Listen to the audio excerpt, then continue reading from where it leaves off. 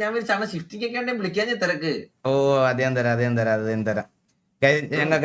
ഞങ്ങൾക്ക് അങ്ങനെ ആദ്യമായിട്ട് കൊണാത പോഡ്കാസ്റ്റിൽ നിന്ന് നമ്മൾ ഇത്രയും നാള് പൈസ ഒന്നും വിഡ്രോ ചെയ്തിട്ടില്ലായിരുന്നു.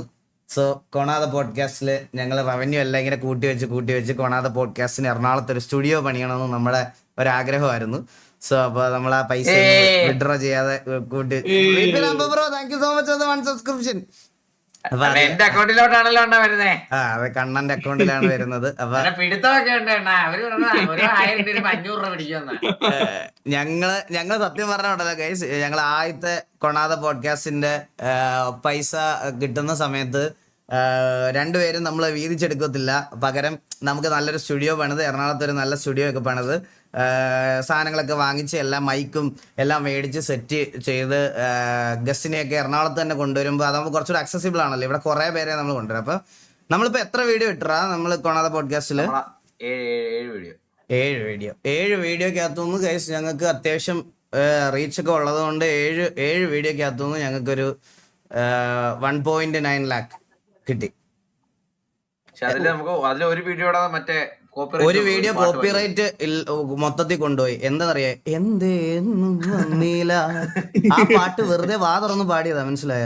ഈ പാട്ടിന് 0 റവന്യൂ, ഫുൾ റവന്യൂ അവര് കൊണ്ടുപോയി. Full revenue.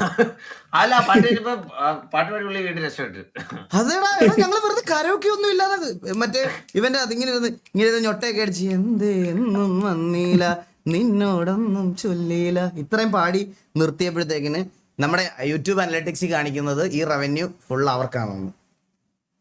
ഞാൻ ഇടയ്ക്കൊന്ന് മൂടുകയും ചെയ്തതാണ്, അതുവരെ പോയി.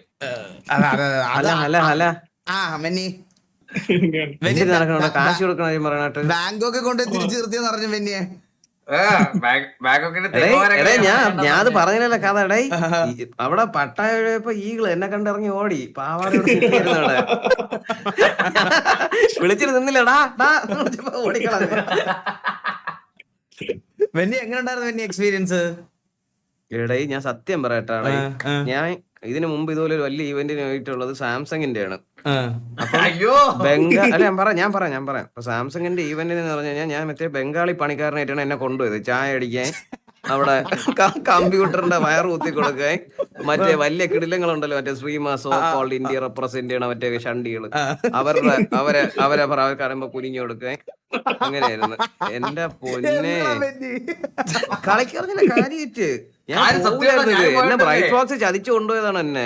അവള് പറഞ്ഞ വിഷയമാണ് ഒരു വട്ടം എക്സ്പീരിയൻസ് എന്റെ ജീവിതത്തിൽ അടിമ അവിടെ വന്നപ്പം. ജീവിതം വെറുത്ത് അവര് ചായ എടുക്കാൻ പറയുമ്പോ ചായ എടുക്കണം, വെക്കാൻ പറയുമ്പോ. എന്നിട്ട് ഏറ്റവും വിറ്റെന്തിരുന്ന ഞാൻ പേര് പറയണ്ടേ, എന്റെ ഇപ്പുറത്തൊരു വലിയൊരു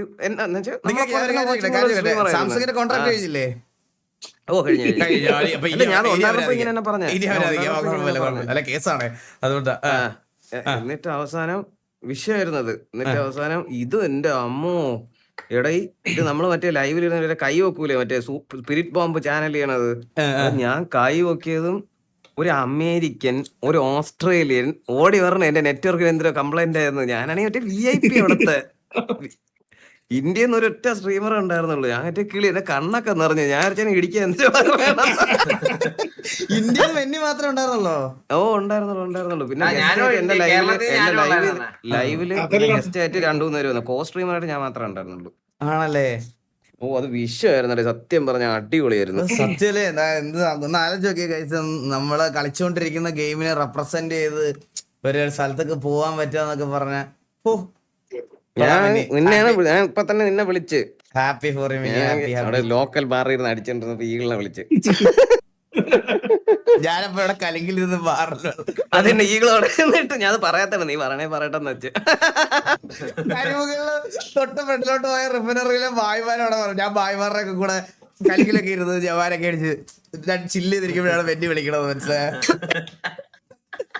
എന്തായാലും കൊള്ളാം. അയ്യോ, എല്ലാം ഒന്ന് സെറ്റ് ആയതേ ഉള്ളു. പിന്നെ ഇന്നാണ് എല്ലാം ഒന്ന് സെറ്റായി വന്നത്. ലൈവ് പുതിയ സ്ഥലം എങ്ങനെയുണ്ട്?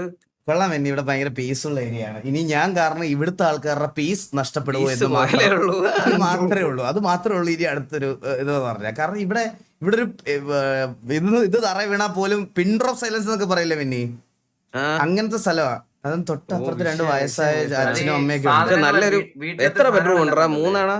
3 2 ബെഡ്റൂം 3 ബെഡ്റൂം അപ്പൊ വന്നാ കിടക്കാൻ നേരമായി. പിന്നെ എറണാകുളത്ത് ഒന്നും കിടക്കാൻ സ്ഥലമല്ലാണ്. നിന്നെ എന്തായാലും ഞാൻ ഇവിടെ കേട്ടത്തില്ല. അത്രേ ഉള്ളല്ലടാ, അത്രേ ഉള്ളൂ. അതെ അതെ അതെ അതെ അതെ അതെ. ഞാൻ കരിമുകൾ പീസ്ഫുൾ ആണ്. കരിമുകൾ പീസ്ഫുൾ ആണെന്ന് അറിയത്തില്ല ബ്രോ. എന്റെ വീട് ഇരിക്കുന്ന ഭയങ്കര പീസ്ഫുള്ളാ.